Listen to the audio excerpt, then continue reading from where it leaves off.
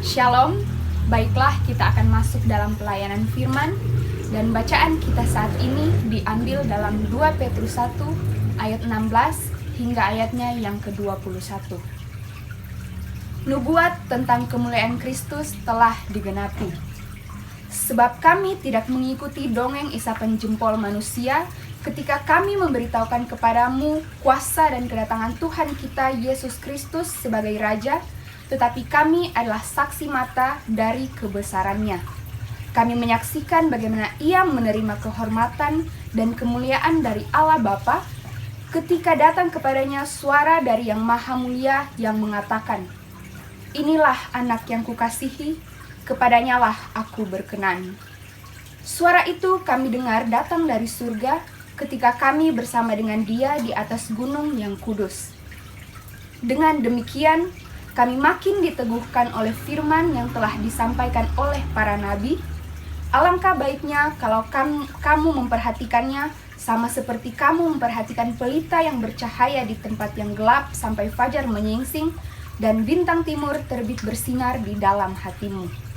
Yang terutama harus kamu ketahui ialah bahwa nubuat-nubuat dalam kitab suci tidak boleh ditafsirkan menurut kehendak sendiri, sebab tidak pernah nubuat dihasilkan oleh kehendak manusia, tetapi oleh dorongan Roh Kudus, orang-orang berbicara atas nama Allah.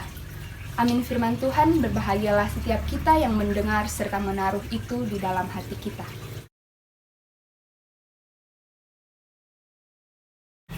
Jemaat yang dikasihi Tuhan, tema perenungan kita di saat ini ialah Allah meneguhkan umat-Nya.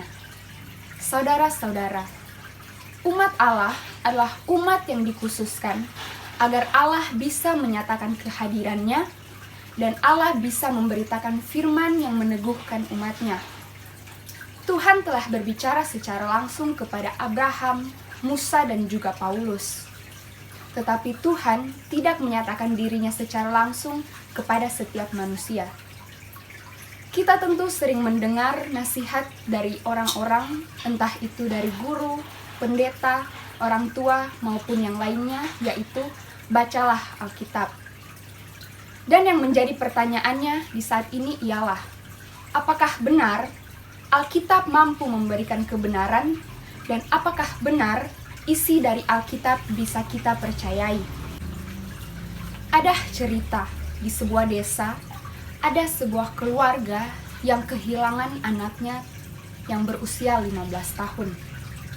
Setelah kejadian itu berlalu, 3 tahun kemudian datang seorang anak perempuan ke desa itu dan berkata kepada seluruh masyarakat bahwa saya adalah anak yang hilang pada 3 tahun lalu itu. Bagaimana bisa pengakuan itu diterima oleh masyarakat? Bisa saja anak tersebut menunjukkan tanda lahir dan juga akta lahir yang menunjukkan keterangan tentang orang tuanya. Tapi satu bukti paling kuat yang bisa dipercayai ialah adanya pernyataan dari orang tua dari keluarga yang telah kehilangan anak itu bahwa benar dia adalah anak saya. Pengakuan tentang Tuhan Yesus yang adalah anak Allah tidak bisa dipastikan hanya melalui selembar akta dan kesaksian dari orang-orang, tapi bisa dipercayai jika adanya pengakuan dari Bapa Surgawi sendiri. Begitupun yang tercatat dalam Alkitab yang dikatakan oleh para murid, lebih tepatnya yaitu dalam 2 Petrus 1 ayat 17 yang berkata, "Kami menyaksikan bagaimana Ia menerima kehormatan dan kemuliaan dari Allah Bapa ketika datang kepadanya suara dari Yang Maha Mulia yang mengatakan, 'Inilah anak yang kukasihi, kepadanya lah aku berkenan.'" Dari ayat ini ada suatu kesaksian yang diberikan oleh Rasul Petrus di mana ada suara dari surga bahwa Yesus adalah anak Allah. Ayat ini juga memberikan peneguhan kepada umat manusia bahwa Allah sendiri yang memberikan pengakuan bahwa Yesus adalah anak Allah. Dengan begitu, tidak ada seorang pun yang bisa menyangkal status Yesus sebagai anak Allah. Di zaman ini, banyak sekali pengajaran yang hadir di tengah-tengah kita. Jika manusia tidak waspada terhadap pengajaran-pengajaran yang didengar, maka bisa saja manusia terseret ke dalam pengajaran yang sesat. Maka dari itu, sebagai manusia, kita harus perlu mengetahui mana pengajaran yang benar, yang mampu meneguhkan iman, dan tidak membawa pada kesesatan. Dari ayat bacaan kita tadi, ada beberapa ciri pengajaran yang benar. Yang pertama yaitu, pengajaran yang benar tidak didasarkan pada dongeng. Bisa kita lihat dalam ayatnya yang ke-16. Pengajaran yang benar tidak didasarkan pada dongeng, tetapi didasarkan pada sebuah kenyataan yang ada. Rasul Petrus adalah saksi dari kisah yang diungkapkan dalam pengajaran itu.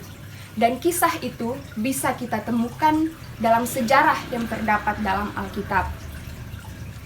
Jika Anda menerima sebuah pengajaran, tetapi pengajaran itu tidak memiliki pijakan sejarah, maka pengajaran itu patut untuk dipertanyakan, apakah bisa dijadikan dasar dari iman. Yang kedua yaitu, pengajaran haruslah menguatkan iman. Itu bisa kita lihat dalam ayat yang ke-19. Pengajaran yang benar harus mampu menguatkan dan juga meneguhkan iman bagi siapa saja yang mendengar. Kenyataan dan juga pembuktian sejarah yang dimiliki oleh pengajaran mampu meyakinkan setiap yang mendengar bahwa pengajaran yang diberikan adalah benar. Saudara-saudara yang dikasihi oleh Tuhan kita Yesus Kristus, surat Petrus yang kedua ini ditulis untuk menghadapi dan juga melawan berbagai ajaran serta keyakinan yang mengancam keberadaan gereja dan tentunya merusak iman Kristen. Saat surat ini ditulis, banyak sekali jemaat yang menanti kedatangan Tuhan. Namun, di antara jemaat yang sedang menantikan kedatangan Tuhan yang kedua kali ini, banyak nabi-nabi dan juga guru-guru palsu yang muncul. Akibatnya, banyak jemaat yang sudah mulai meragukan apakah firman yang diberitakan oleh para rasul ini benar atau tidak. Untuk itu, Rasul Petrus bercerita dalam berita yang dia kabarkan yang terdapat dalam ayat yang ke-17, mengingatkan kembali peristiwa besar, peristiwa yang amat penting dalam sejarah perjalanan Yesus bersama dengan ketiga muridnya, yaitu Petrus, Yakobus, dan juga Yohanes. Bisa kita baca dalam Matius 17 ayat 1. Injil yang dikabarkan adalah sebuah kebenaran yang disaksikan oleh mereka sendiri dan bukanlah berita bohong. Petrus sendiri menyaksikan peristiwa langsung saat Yesus dimuliakan di atas gunung. Dengan kata lain, Petrus ingin mengatakan bahwa apa yang mereka alami bukanlah sebuah dongeng belaka, melainkan pengalaman nyata yang mereka alami sendiri. Kemudian di ayat yang ke-19 sampai 21, Petrus ingin mengatakan bahwa kitab suci berisi firman dan juga kebenaran. Maka kitab suci tidak boleh ditafsirkan menurut kehendak kita sendiri. Karena kitab suci ini dihasilkan oleh dorongan Roh Kudus dan orang-orang bercerita atas nama Allah. Alkitab membantu umat manusia untuk lebih mengenal Allah. Tetapi sebagai manusia, kita tidak bisa mengenal Allah lebih dekat jika kita tidak memiliki hubungan yang lebih dalam lagi dengan Allah. Saudara-saudara yang dikasihi oleh Tuhan, dalam kalender gerejawi, hari ini kita sebagai umat percaya memperingati Minggu Tuhan dimuliakan, di mana dalam peristiwa ini Yesus dimuliakan di atas gunung ketika ia bersama dengan muridnya Petrus, Yohanes, dan juga Yakobus. Bacaan kita saat ini memiliki kaitan dengan peristiwa Yesus dimuliakan di atas gunung, di mana Petrus memberikan kesaksian melalui suratnya tentang pernyataan dari Allah Bapa yang mengakui bahwa Yesus adalah anak Allah. Yesus berubah rupa di depan mata ketiga muridnya. Peristiwa ini menyatakan bahwa dalam Yesus ada jaminan keselamatan.